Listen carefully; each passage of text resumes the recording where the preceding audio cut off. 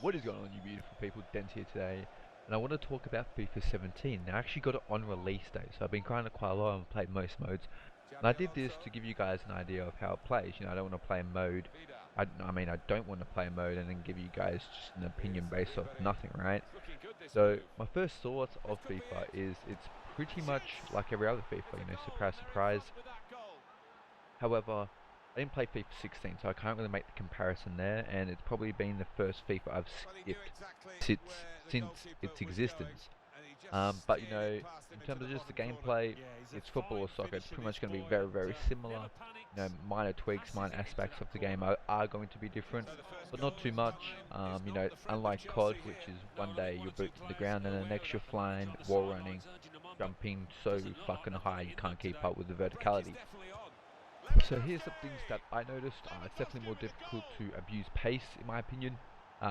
Most defenders get some like kind of Mario Kart handicap, which is where if you're behind, you can catch up easier, which is probably beating most others. But I remember back in the day, people were choosing Darren Bent and Gary Agbonlahor from Aston Villa over EPL strikers such as Aguero, who were rated like 88, purely because they had like 92 and 95 pace.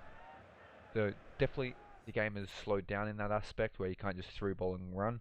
My next point is that scoring goals more difficult. Uh, Maybe I'm just shit, I don't know. Probably most likely the latter, but I usually average about like 15 on target and score about 2 goals. I feel like if I try and put it in the corners or around the edge, I go too wide, and if I pull it back, it's mostly saved. But once again, I'm playing seasons, so I'm pretty much versing 5-star goalkeepers. Probably the same in Ultimate Team as well. Another point I want to raise, or another thought about this game, is that Bayern Munich is overpowered, and is probably why you'll see me play them 24/7. They're absolutely freaks. They've got one of the world's best midfield, really strong forward attacking players, and a solid defense. You know, you got the big black Thunderman, Jerome, just holding shit down back then. And then even in case you stuff up with having one of the best teams, you've got the world's best goalkeeper to save your ass.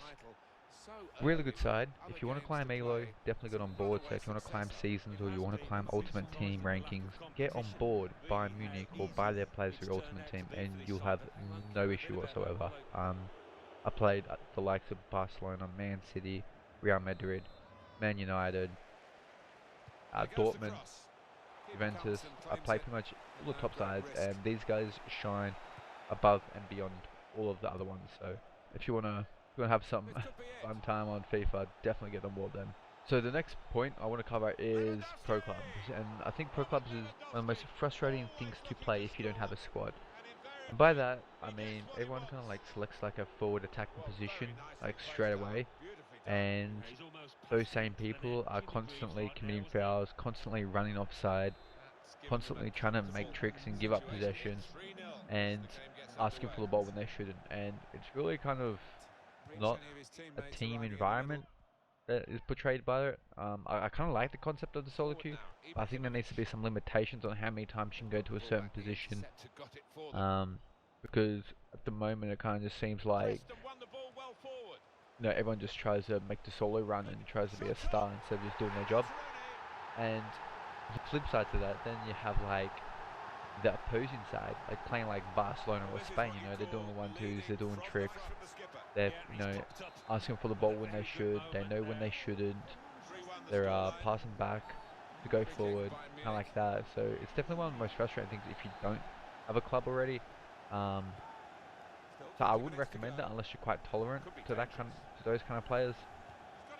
But yeah, obviously if you want to play pro clubs, I'd definitely get with a few mates and play it that way instead of playing with complete randoms, because it is very frustrating. And the last thing I want to touch on is Ultimate Team, and pretty much I'm just going to advise you guys, do not buy packs, don't even go into the realm of Ultimate Team.